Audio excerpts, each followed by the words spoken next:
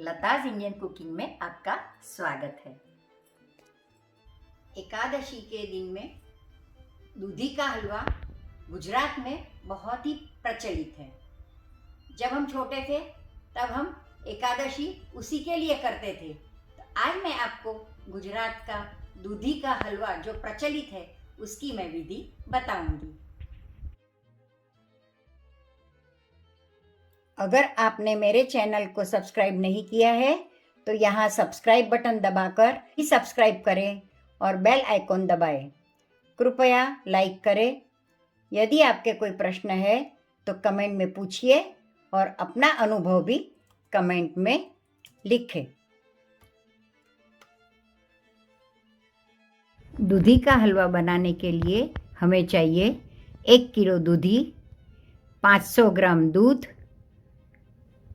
125 ग्राम शक्कर, इलायची पाउडर 1 चम्मच, मावा के लिए 125 ग्राम मिल्क पाउडर और थोड़े से बादाम स्लाइस किए हुए और पिस्ता। सबसे पहले हम मावा बना लेंगे।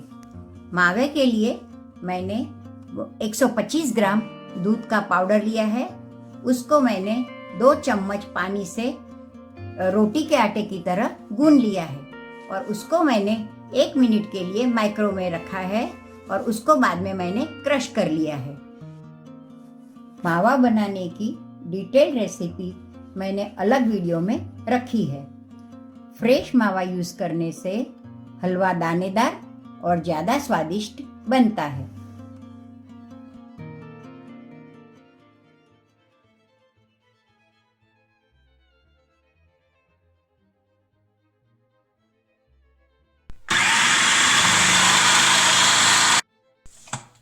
ये हम दूधी को श्रेड कर रहे हैं।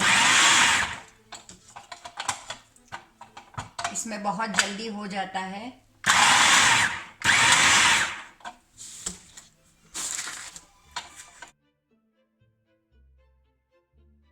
मैंने 2 चम्मच घी लिया है। अब उसमें मैं श्रेडेड दूधी डालूंगी। ये हम इसमें अभी कुक करने के लिए रखेंगे।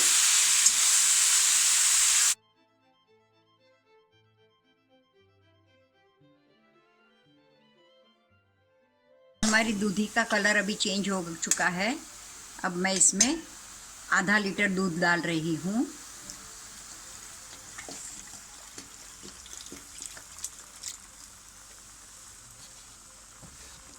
अब हम इसको दूध में ही पकने देंगे जिससे दूधी अच्छे से गल जाए।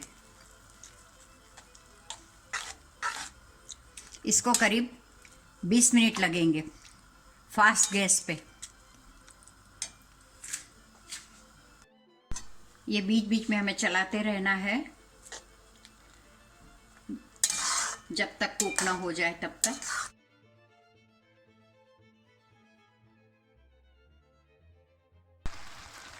देख रहे हैं दोस्तों, ये हमारा अभी दूध में अच्छे से पक रहा है। दूध भी अभी काफ़ी कम हो चुका है, दूध इवेपोरेट हो चुका है और ये कंप्लीट दूध ये हो जाने इवेपोरेट होने के बाद हम इसमें शुगर डालेंगे। तो ये हमारी दूधी गल चुकी है।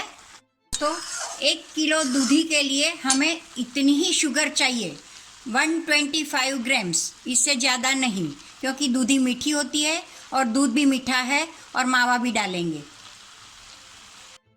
तो अब ये हमारा हलवा तैयार है।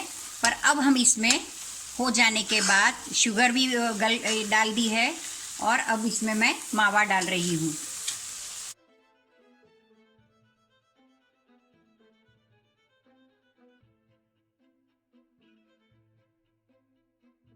ये मावा डाल रही हूँ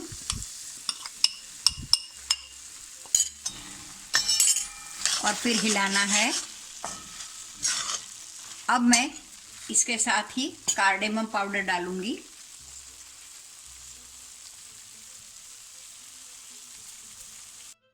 अब हम गैस बंद कर देंगे। इसको बादाम और पिस्ता से गार्निश करके सर्व करेंगे। यह मिठाई में दूधी होने से और चीनी कम होने से यह बहुत ज़्यादा न्यूट्रिशियस है। तो आप भी इसे भाव से बनाइए और अपने प्रियजनों को उपवास में खिलाइए और आपका एक्सपीरियंस कमेंट में लिखिए। Thank you.